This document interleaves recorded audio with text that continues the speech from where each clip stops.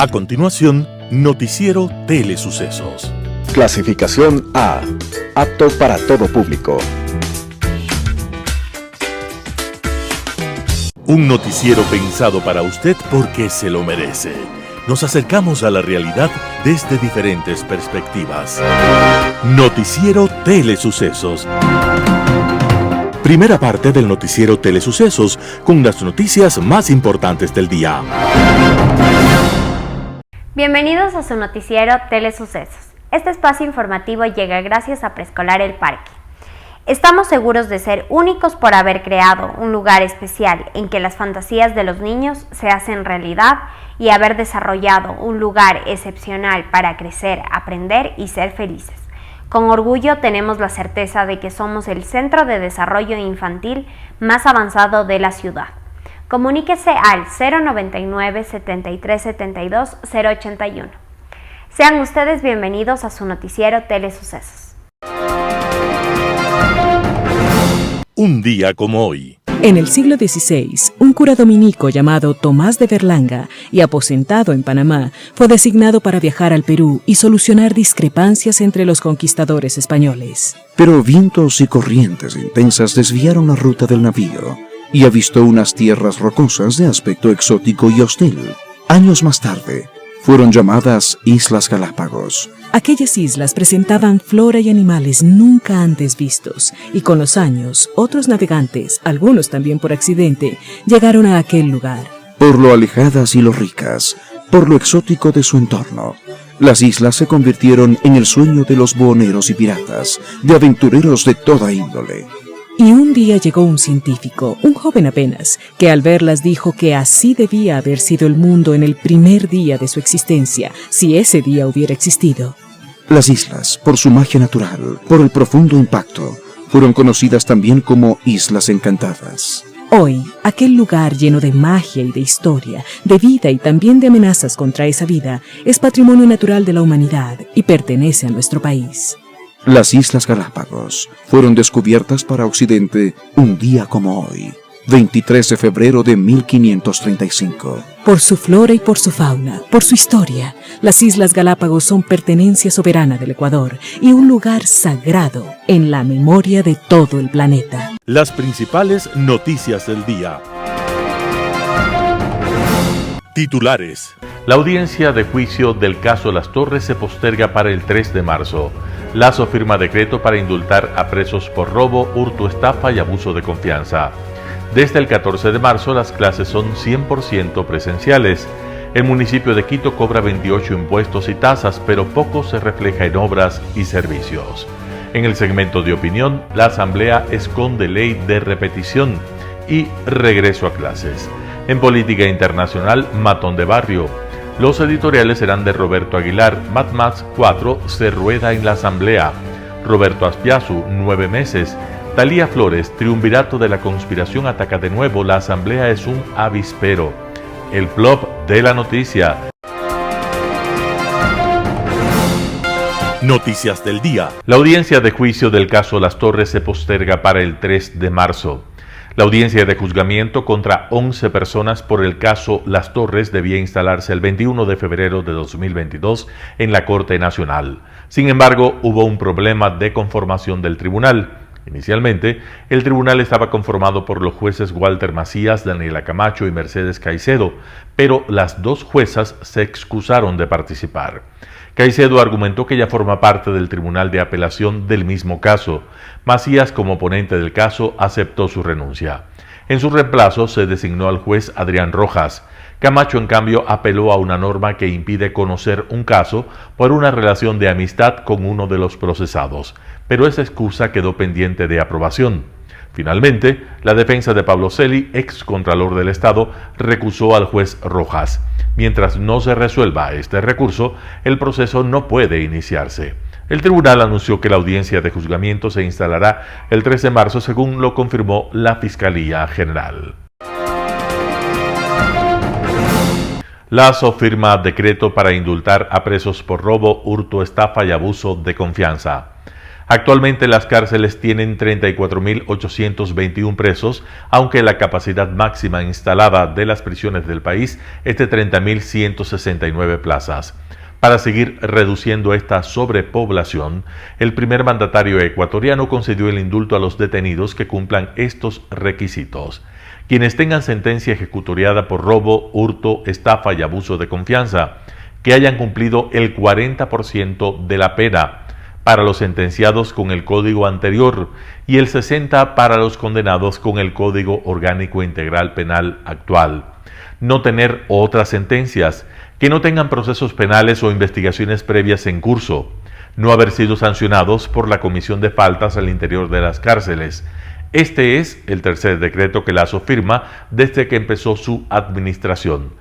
Antes indultó a personas detenidas que padecían enfermedades terminales y a quienes fueron encarcelados por ciertas faltas asociadas con accidentes de tránsito. El presidente Lasso, en su intervención durante la presentación de la política pública para el sistema de rehabilitación social, insistió en que su gobierno encontró un sistema penitenciario con graves problemas sistémicos. Entre los principales están violencia interna, hacinamiento, mínima posibilidad de rehabilitarse en las 36 cárceles. Para Lasso, este último es el problema más complicado. Sobre el decreto ejecutivo explicó que está dirigido a reducir los trámites burocráticos y liberar a los presos que ya pueden aplicar a la prelibertad, pero siguen detenidos por problemas con los trámites administrativos. Según Lasso, el 45% de los detenidos tienen familia e hijos y el 43% tienen entre 18 y 30 años. Por eso el gobierno plantea solucionar la crisis penitenciaria enfocándose en la rehabilitación de los presos para, luego de cumplir la condena, puedan reinsertarse en la sociedad.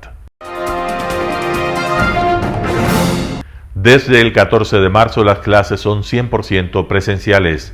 El gobierno de Ecuador anunció el 21 de febrero de 2022 que las clases presenciales en todos los centros de educación del país se reanudarán el próximo 14 de marzo.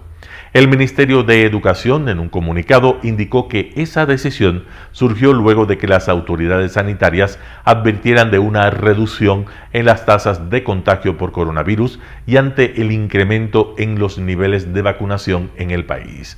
Asimismo, la decisión obedece a las nuevas resoluciones del Comité de Operaciones de Emergencia que desde el lunes anterior decidió eliminar el sistema de semaforización epidemiológica.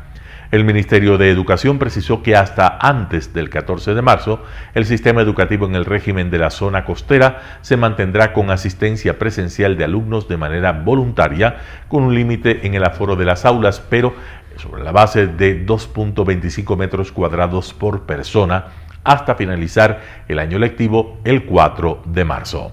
En el régimen Sierra y Amazonía, ese mismo sistema se mantendrá hasta el 11 de marzo, ya que el día 14 entrará en vigor el sistema presencial obligatorio para todos los estudiantes. Municipio de Quito cobra 28 impuestos y tasas, pero poco se refleja en obras y servicios. Solo en el 2021 el municipio de Quito obtuvo más de 308 millones a través de 28 impuestos, tasas y contribuciones que le cobra a los ciudadanos y a las empresas. En otras palabras, cada día los quiteños aportaron con más de $586.000 para financiar las operaciones del Cabildo quiteño. Dentro de los principales impuestos están los prediales urbanos y rurales, los cuales el año pasado generaron ingresos por $73.72 millones. Asimismo, también se recaudaron más de $46.46 millones por patentes comerciales, industriales y financieras, 37.93 millones por tributos sobre activos totales y 26.19 millones por alcabalas. Por el lado de las tasas y contribuciones, se consiguieron, por ejemplo, más de $13.19 millones por el cobro en la prestación de servicios y otros $37.51 millones por los cuestionados aportes por mejoras. Esos aportes o contribuciones por mejoras en un gran porcentaje se siguen destinando a pagar obras cuestionadas e incluso con glosas confirmadas por la Contraloría, como es el caso de la Ruta Viva. En los 2 años previos, en teoría, se gastó más en obra pública, sobre todo en las vías de la ciudad, $211 millones en 2019 y $111.06 millones en 2020.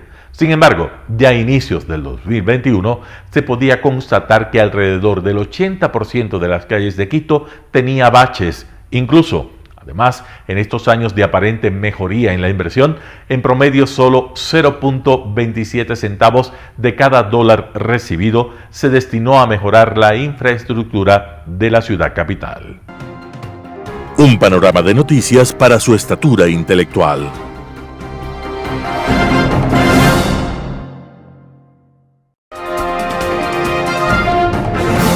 Opinión. Bienvenidos.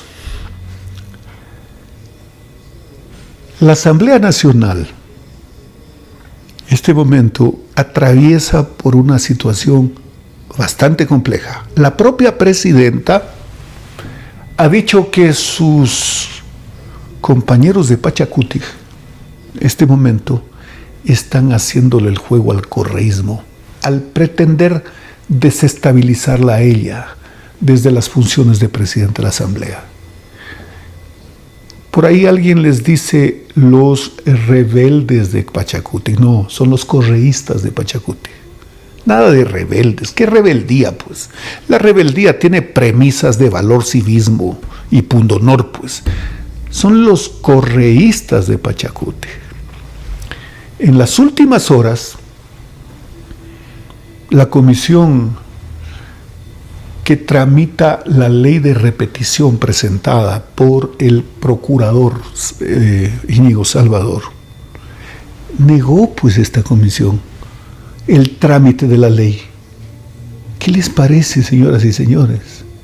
A ver, el Procurador General del Estado presenta un proyecto reformatorio a la ley con el propósito de lograr cobrarles el dinero a los que se robaron recursos del Estado y que están sentenciados.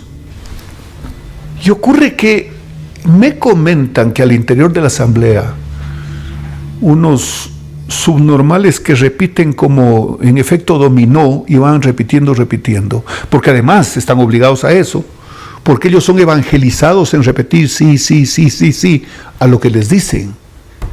Tienen flojo el sí para poder encubrir al jefe de la banda.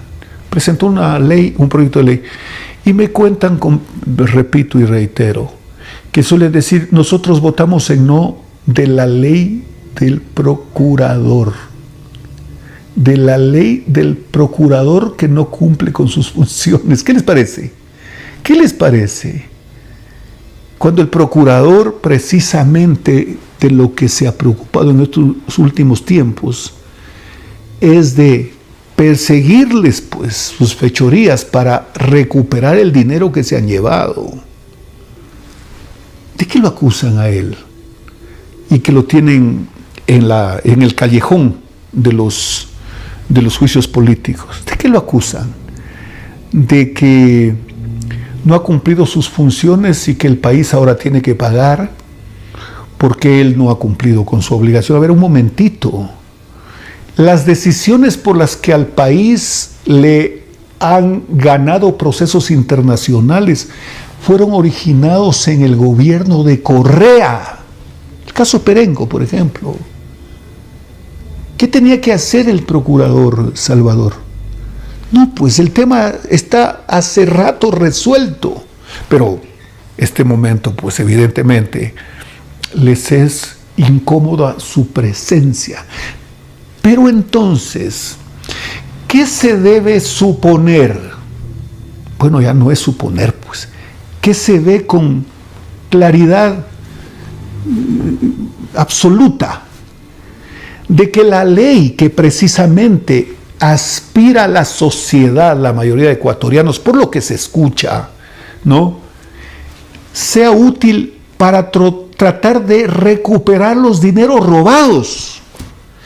Y estos asambleístas la niegan. O sea, no pasa de la comisión.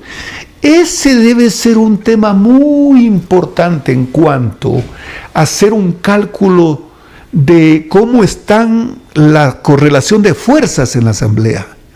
Quiere decir que entonces estos que cantan victoria no tienen pues el control de la asamblea, evidentemente. Que les estorba la señora Lloren, evidentemente. Porque de tener, como dicen tener, pues el control, no necesitarían ni lo uno ni lo otro. ¿Para qué sacar a la señora Llori? Si mediante votos la podrían desestabilizar con una apelación de su presidencia cada 10 minutos, pues no tienen el control de la asamblea, porque es evidente que hay bloques que no van a querer comprometerse con la banda, pues ni por nada del mundo. Y claro, cuando ellos se niegan a que pase de la comisión al pleno de la asamblea para el debate correspondiente, es porque están absolutamente convencidos de que, porque alguna investigación han de hacer, pues, no, estadística, encuestas, qué sé yo, están convencidos que la asamblea, para la asamblea les sería casi como cavar la tumba con un montacarga, una retroexcavadora, y así de rápido, el que la asamblea niegue ese proyecto de ley. Y por supuesto lo hacen negar por una comisión que nadie se acuerda ni siquiera del nombre, ni quién la preside, ni cosas por el estilo. Pero es que esto ya es una pérdida total de pudor elemental. A ver, hemos planteado una ley de repetición. ¿Qué busca ese proyecto de ley de repetición? Busca facilitar la recuperación de los dineros robados. No debería tener eso un aplauso y de pies, pero así sería, pues. E incluso por aquellos que tramposa e hipócritamente voten, o sea, levantando la mano a medias, porque el no hacerlo, y además si tienen rabo de paja como muchos, significa que ellos están legislando en su favor y en favor de sus jefes. Y en materia de pandillas, jefes tiene una connotación superior. Así que este es el acto más fresco de esta asamblea, que se desmorona. La asamblea y muchos de sus integrantes, yo no voy a hacer excepción de nadie, las excepciones que por su propio peso asomen. En la asamblea hay un rechazo al talento, a la inteligencia, a la formación, a la cultura y a la buena política. ¿Cuál es la adicción que tiene la asamblea? La popularidad. Vean ustedes a lo que hemos llegado. Nos vemos la próxima semana. Enfoques con Claudia Arteaga. Gracias por estar con nosotros en los noticieros de Telesucesos. Esta semana queremos hablar sobre el retorno a clases de manera presencial. Temas importantes, se va avanzando para ir terminando esta enorme brecha que se ha generado en el tema educativo a lo largo de la pandemia. Con las medidas de bioseguridad necesarias, es importante que el Ministerio y el Gobierno inviertan también en reestructurar una serie de espacios educativos que fueron abandonados por la pandemia y han sido lamentablemente maltratados. Pero lo que queremos decirles es que se debe generar grandes espacios para evaluar a los niños y jóvenes, hombres y mujeres, con los docentes para saber qué fue lo que en casi 2 años de educación online dejaron de aprender o quedaron a medias en ciertas cosas. Dedicarse un trimestre entero en ir cerrando las brechas, ir nivelando conocimientos, para así poder avanzar con nuevos conocimientos, nuevos procesos de enseñanza en los siguientes meses y años. Además, no dejar de lado completamente la parte online, porque la parte online vino para quedarse en muchísimos ámbitos, en reuniones, en charlas, en conferencias, en procesos educativos, y fortalecer a esos propios docentes para que tengan herramientas importantes para que puedan impartir clase de manera divertida, atractiva, que genere conocimiento en sus alumnos y que genere interés en investigar. El mundo de la computadora, el mundo del online es ilimitado. en teléfonos, con aplicaciones, con los diferentes temas, podemos acceder a cualquier tipo de conocimiento, a cualquier tipo de información. ¿Cómo hacer que los docentes enseñen a esos jóvenes que ya han estado 2 años conectados 100% a que empiecen y aprendan a bucear en el mundo del Internet para encontrar conocimiento real, efectivo, que les sea útil para formarse para el futuro? Así es que, gracias al ministerio y a las autoridades que tomaron la decisión de volver a clase presencial, pero vamos empatando las dos formas de educar, la presencial y la online. Son temas que van a quedarse, que van a generar una serie de elementos, y lo importante es que docentes y estudiantes tengan las herramientas y tengan los conocimientos para cada vez captar más, aprender más y generar mayores cosas positivas para ellos, para la sociedad y para el país, porque un país que gana en educación, que va disminuyendo las brechas, puede salir adelante. Gracias por estar con nosotros semana a semana aquí en Telesucesos. Global Hoy con Alan Carney. Durante los últimos meses, desde mediados de octubre del año pasado, las tensiones en el mundo parecieron concentrarse y crecer en la frontera ruso-ucraniana ante la cada día más amenazadora y creciente concentración de fuerzas militares rusas muy próximas a la frontera con Ucrania. Los análisis que esta situación originó han llenado las páginas de periódicos y revistas reales y virtuales en todas partes, al igual que los noticieros de radios y televisoras. En un principio, ante las inquietudes expresas de varios países por estas inusuales acciones, el gobierno ruso altaneramente respondió que tales movimientos de tropas, al estar ocurriendo dentro de las fronteras de su país, no eran asunto de nadie más, y que aquellas inquietudes e interrogantes que se le hacían eran poco menos que actos de intervención en sus asuntos internos. Hoy no queda ya la menor duda sobre la validez y legitimidad de esas inquietudes, ante la evidente mala fe de la política exterior rusa, que desarrolló a lo largo de estos meses una mascarada mentirosa, una campaña de engaño y desinformación sobre sus intenciones y sus objetivos con relación a su vecina Ucrania.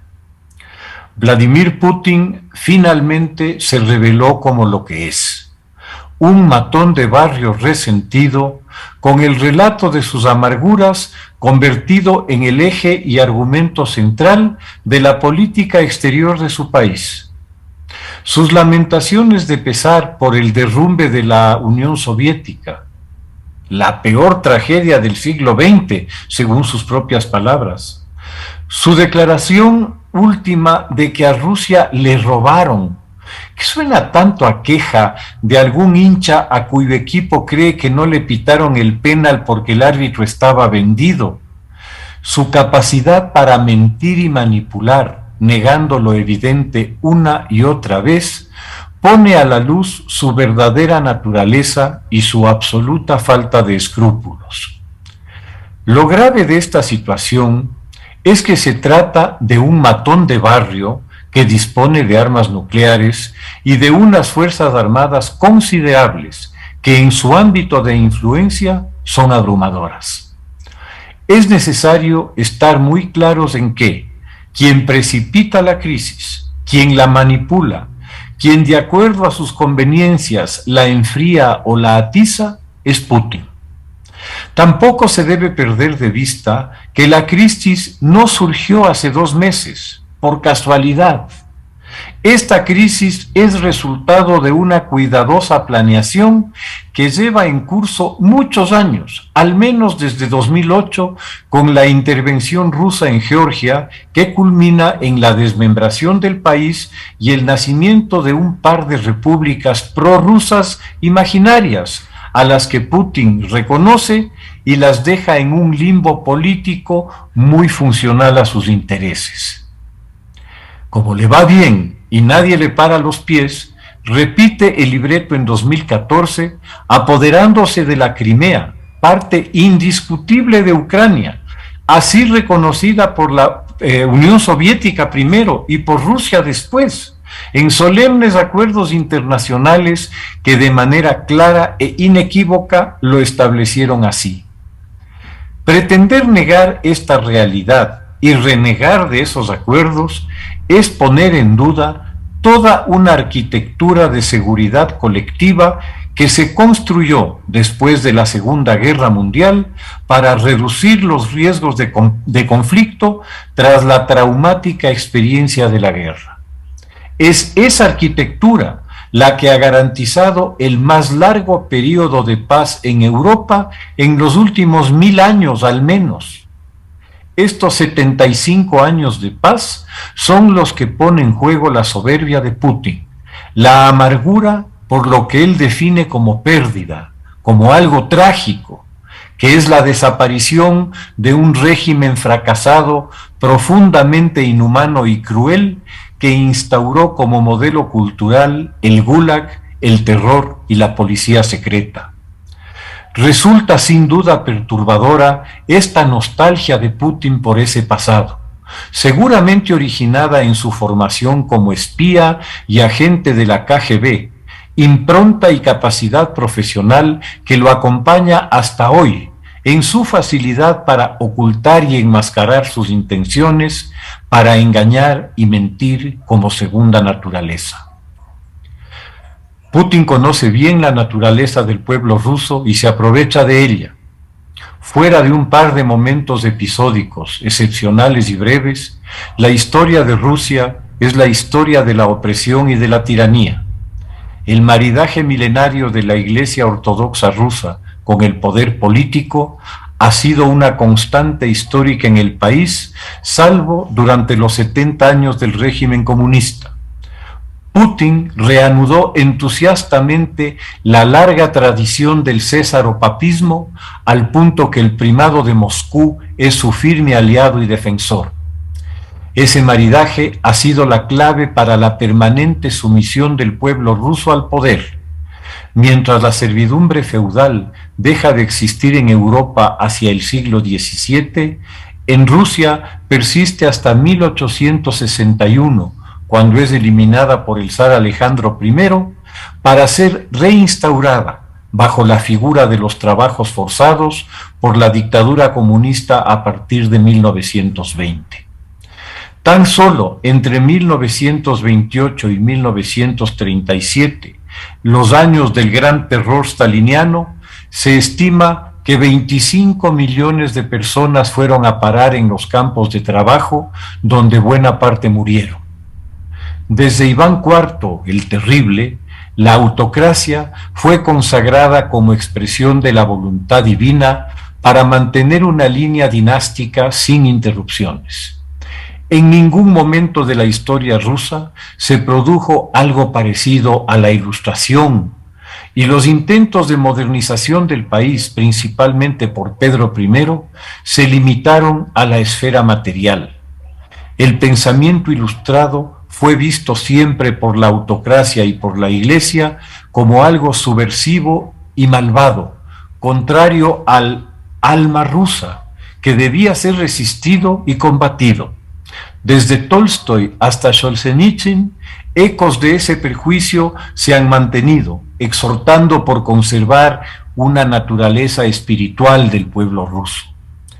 La inevitable consecuencia es la de una nación para la que la libertad personal carece de una significación real, pues nunca la han vivido. La obediencia y la sumisión, exaltadas como valor supremo en el pueblo, han generado una sociedad para la cual el autócrata no solo que no es mal visto, sino que es hasta deseado como modelo o arquetipo del gobernante. En Putin se encuentra además en muy alto grado la voluntad de ejercer la autocracia a la manera de sus antecesores, esto es, de manera absoluta y sin limitaciones. Comprende muy bien la necesidad del terror en una sociedad habituada a él y que mira como debilidad el que el gobernante no lo use con liberalidad para imponerse. La otra constante histórica con la que juega Putin es el hábito de la miseria, jamás superado en Rusia, excepto por la nobleza durante el zarismo, la nomenclatura durante el comunismo y la oligarquía multimillonaria en la actualidad.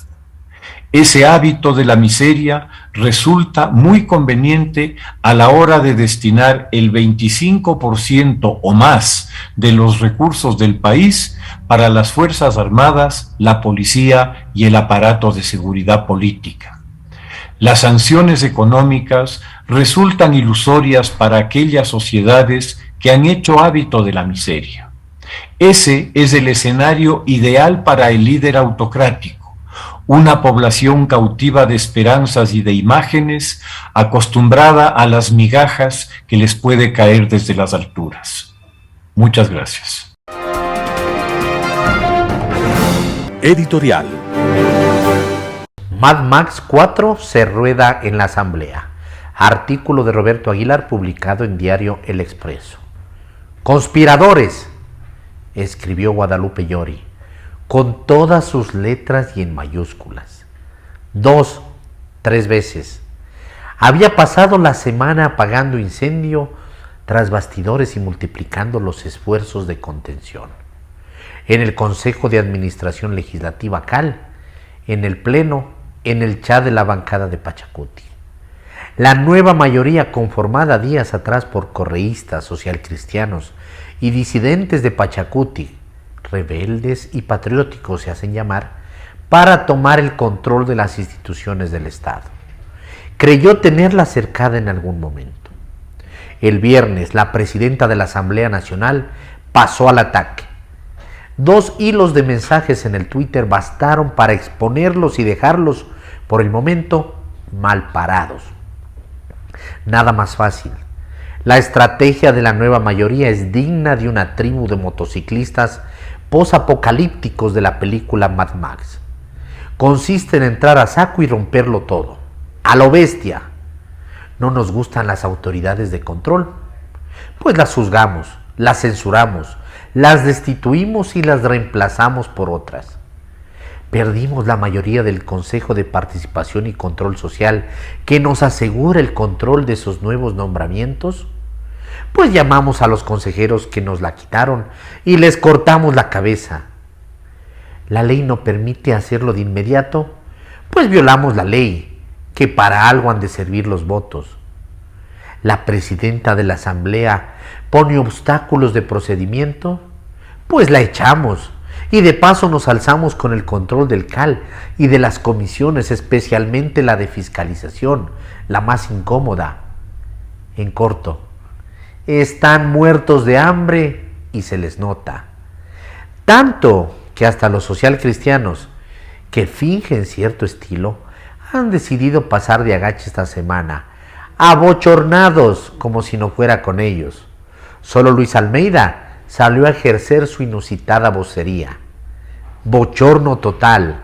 La propuesta de resolución para violar el Código Orgánico de la Función Legislativa fue un paso en falso que pintó de cuerpo entero a la nueva mayoría. Ocurre que los juicios políticos contra las autoridades de control, presentados sin pudor en una misma semana y calificados en un día, estaban en marcha cuando perdieron el control del Consejo de Participación y Control Social. Y sin un Consejo de Participación y Control Social propio, que elija un contralor propio, de nada sirve destituir al actual. Era necesario destituir primero a los 4 miembros del Consejo de Participación y Control Social, que no se dejan mangonear, y después reemplazar a las autoridades de control. Propuesta: juicio político contra los 4 mal portados. Problema: la ley establece que los juicios políticos se realizan en el orden en el que fueron calificados. Solución: violar la ley por mayoría de votos.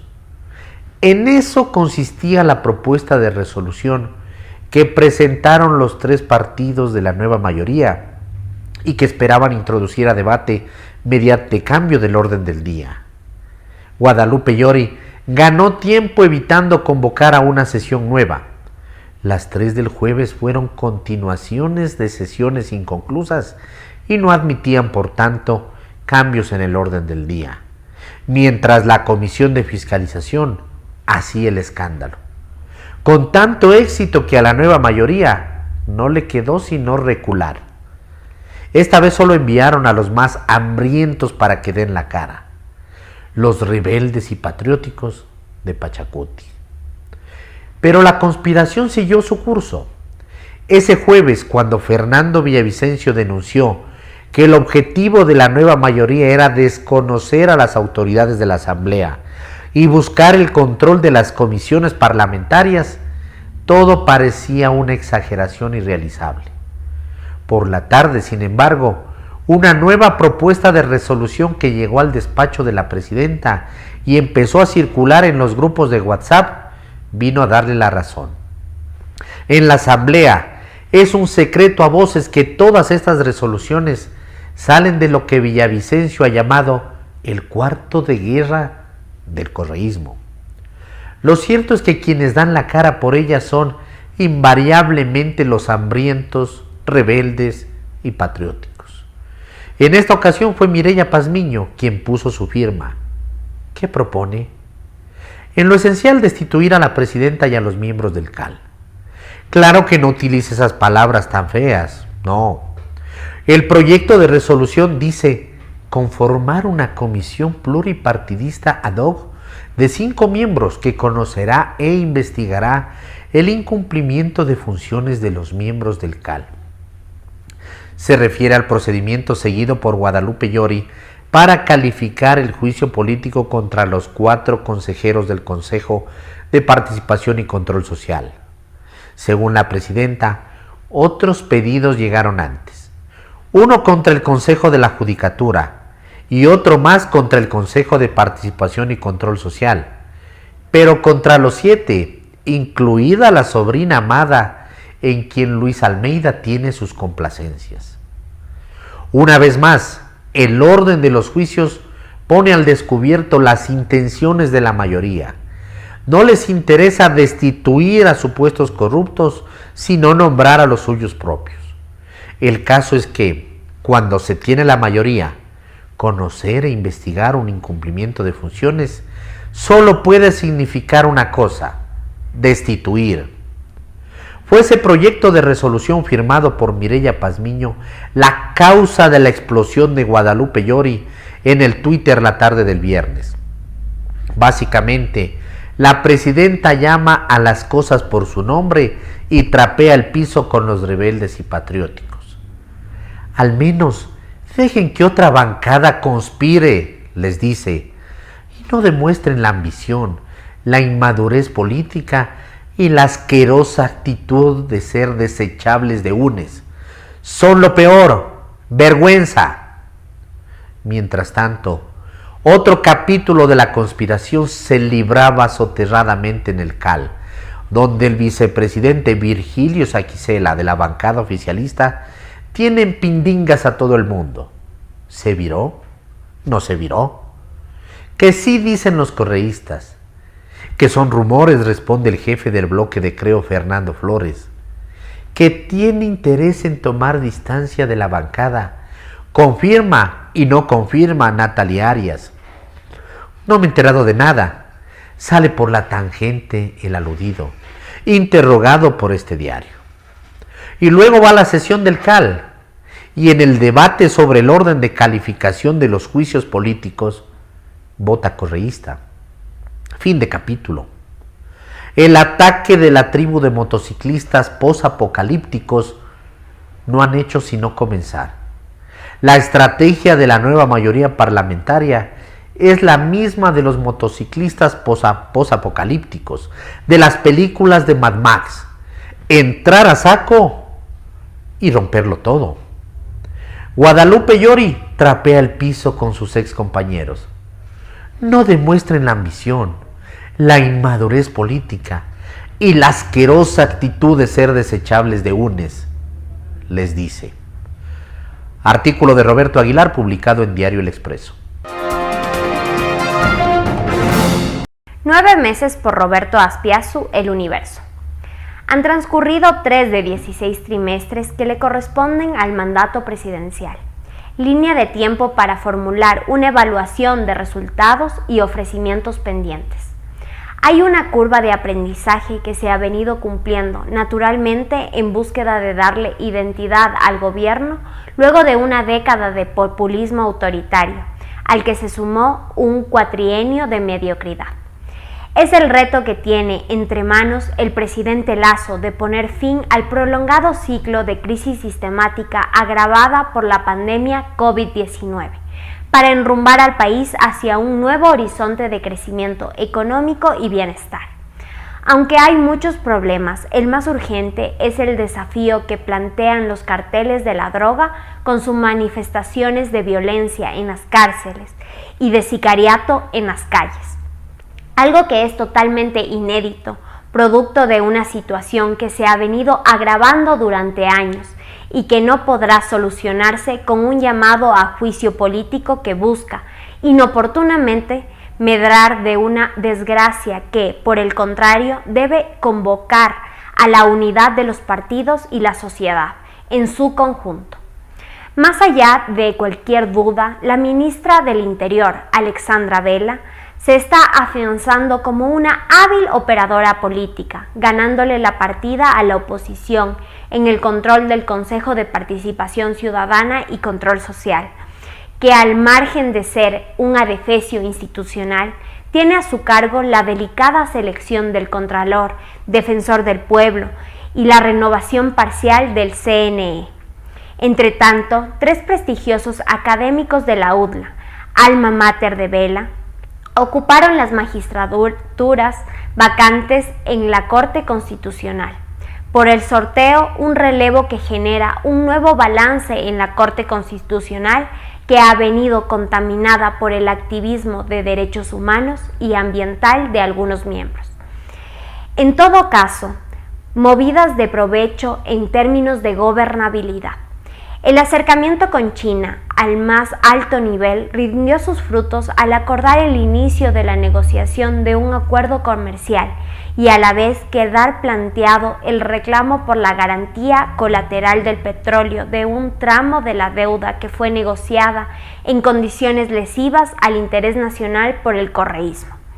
Oportunidad además para relanzar la relación bilateral en momentos que la inversión extranjera directa del gigante asiático en Ecuador es de apenas $60 millones.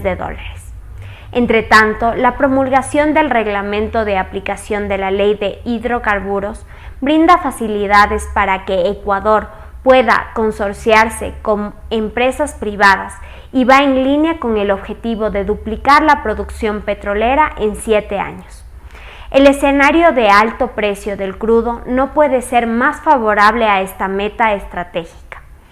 Hacia el final del 2021 se esperó la renovación parcial del equipo de gobierno que, por lo pronto, se limitó al canciller en un cambio que era previsible.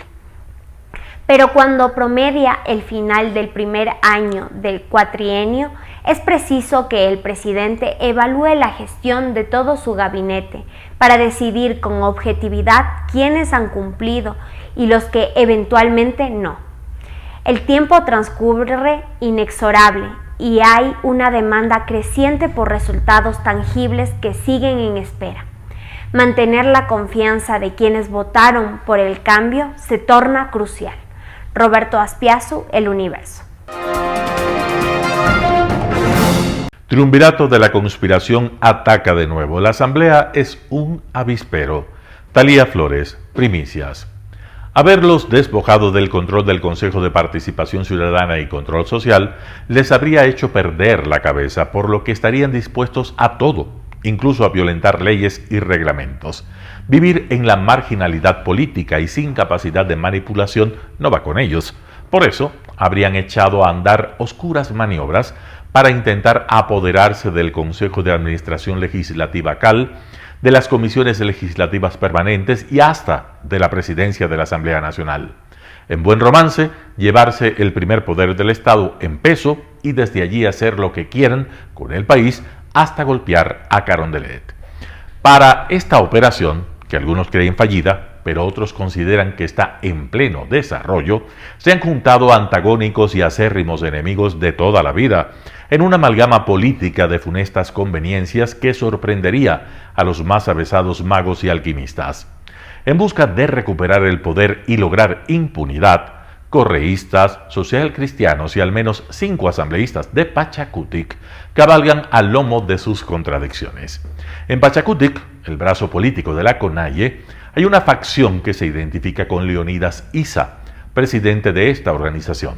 Se hacen llamar rebeldes y patriotas y desafían a Guadalupe Llori, a quien colocaron en la presidencia de la Asamblea recién en mayo. La trama contempla integrar una comisión ad hoc que investigue las actuaciones del CAL, que preside Llori, blanco de críticas y de cuestionamientos. Ella misma ha confirmado que algunos de sus coidearios tienen pretensiones desestabilizadoras. Las califica de asquerosa actitud. Aún se ponen descaradamente la huipala. Al menos deberían dejar que otra bancada conspire, se lamentó el viernes último en Twitter la presidenta Llori. Esta confabulación daría sentido a la denuncia hecha semanas atrás por el presidente Guillermo Lasso, cuando habló de un triunvirato de la conspiración, aunque luego se diluyó porque los correístas se abstuvieron en la votación para que la reforma tributaria entrara en vigencia por el Ministerio de la Ley, dejando dudas y sospechas. En los últimos días ha sido el presidente de la Comisión de Fiscalización, Fernando Villavicencio, quien ha alertado y rechazado la conjura. Lo hizo primero en sus redes sociales y después ante los medios de comunicación, flanqueado por asambleístas aliados. Asegura que buscan cambiar el orden de los juicios políticos, poniendo en primer lugar el de los vocales del Consejo de Participación y después los procesos que ya están calificados contra la superintendenta de bancos, el contralor encargado, el procurador y el Consejo Nacional Electoral. Maniobra semejante echaría por los suelos la ley orgánica de la función legislativa, que establece el orden de prelación de los juicios políticos. Pero la Asamblea Nacional es fuente de inestabilidad política y de descrédito permanentes. Un lugar donde se exhiben todas las miserias políticas y donde nada es imposible. Claro que podrían arguir que los votos imponen las mayorías, al igual que ocurrió en el Consejo de Participación, y eso es verdad, pero no anulan lo repudiable que sería violentar su ley orgánica para entrar por la puerta trasera y cambiar a las autoridades. A propósito, ¿será verdad que la mayoría o la nueva mayoría contaría con el asambleísta Virgilio Saquicela? Como quiera que fuere, las batallas en el legislativo han dejado de ser ideológicas y priman los intereses personales o grupales. Eso se evidencia en todos los temas. En la Comisión de Justicia, la semana anterior, no se aprobó el informe para el primer debate del proyecto de ley orgánica de repetición presentado por el procurador Íñigo Salvador para recuperar el dinero que paga el Estado por laudos y demandas. La abstención de Pachacutic, que se espera reconsidere, el voto en contra de UNES y los argumentos de Fausto Jarrín son una vergüenza. Jarrín llamó al procurador empleado de las transnacionales mientras él se exhibía sin pudor como testaferro de quien llevó al país a pagar cuantiosas demandas por cambiar los contratos firmados por el Estado con empresas extranjeras a cuenta de un patriotismo a todas luces falsario. La ley de repetición tiene que ser aprobada y puesta en vigencia, aunque el correísmo tiemble. Sería ignominioso impedir que el país cuente con una ley que agrupe todas las existentes para agilizar los trámites y lograr que los políticos paguen sus audacias y el Estado no sea perjudicado porque ellos irrespetaron los tratados internacionales. Aunque resulte mortificante, los ecuatorianos deben mirar con atención todo lo que ocurre en la Asamblea Nacional. En el discurso, los de Pachacutic se jactan de provenir de una matriz rebelde y contestataria, pero a la hora de los pactos, van del brazo con aquellos que los humillaron y los persiguieron en su tiempo, o quienes aseguraban eran sus adversarios ideológicos de siempre, la derecha explotadora, como le llamaban. A 3 meses de cumplir el primer año de labores parlamentarias, todos parecen haber perdido el sentido de la realidad y del decoro.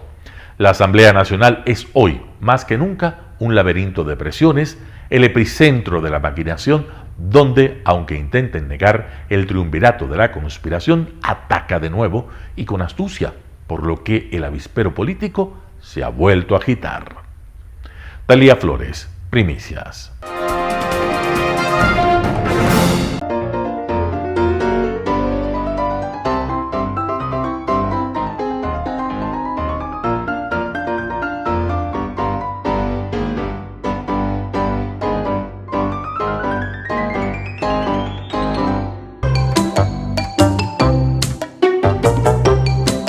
El blog de la noticia con Andrés Castillo. Hola, soy Andrés Castillo Maldonado y este es el blog de la noticia. Hoy miércoles, mitad de semana, no se pierda, hoy 21:30, noche de miércoles, un espacio de opinión irreverente con la conducción de su amigo y servidor. Hoy día quiero comentar con ustedes acerca de lo que está sucediendo en la Asamblea Nacional. El fin de semana anterior, la señora Presidenta de la Asamblea, doña Guadalupe Dori, publica a través de sus redes sociales que está adelante un plan de desestabilización de las autoridades de la Asamblea. Y el día de ayer, martes, en la entrevista que está haciendo costumbre dar el presidente de la República, ratificó que en efecto desde la Asamblea Nacional se busca cambiar las autoridades de la Asamblea y se ha llenado a todos los organismos de control de juicios políticos como parte de una acción conspirativa en contra del gobierno y de la Asamblea Nacional. Definitivamente, en esa asamblea, en ese recinto parlamentario, en ese parlamento, está una serie de ciudadanos que no tuvieron ni idea de cómo llegaron a dicha posición. No tienen ni idea cómo alcanzaron ese cargo. Muchos de ellos por obra y gracia del saxofón, otros por obra y gracia de la patineta. Y ahora resultan ser aquellos que marcan la batuta del debate público. Existen algunos que ni siquiera se imaginaron que podían acceder a ese cargo y ahora se muestran como referentes de opinión. La Asamblea Nacional nunca ha sido un espacio en donde los políticos crecen, sino más bien donde los políticos se queman, porque las asambleas en el mundo nunca han tenido una buena imagen porque no se logra percibir en realidad cuál es la función para la cual han sido electos. Pero lo que no se puede permitir en cambio es que esa asamblea, a pesar de ser un espacio de quema permanente de cuadros políticos, se convierta adicionalmente en un espacio de conspiración contra el gobierno. El país necesita trabajar, el país necesita crecer, el país necesita estabilidad. Y ustedes, padres de la patria, señores asambleístas, están obligados a darnos esa estabilidad para poder vivir mejor. Reformulen, no conspiren, pórtense bien. El pueblo no les perdonará si es que actúan de otra forma. Soy Andrés Castillo Maldonado y esto fue el blog de la noticia. Chao, hasta mañana. Gracias por sintonizar el noticiero Telesucesos. Este espacio informativo llegó gracias a Preescolar El Parque. Estamos seguros de ser únicos por haber creado un lugar especial en que las fantasías de los niños se hacen realidad y haber desarrollado un lugar excepcional para crecer, aprender y ser felices. Con orgullo tenemos la certeza de que somos el centro de desarrollo infantil más avanzado de la ciudad. Comuníquese al 099 73 72 081. Síganos en nuestras redes sociales: Facebook, Telesucesos Quito, Instagram, @telesucesos_, Twitter, @telesucesos29, YouTube, Telesucesos HD y en nuestra página web www.telesucesos.net. Hasta mañana. Lo mejor de la mañana informando para usted. Noticiero Telesucesos.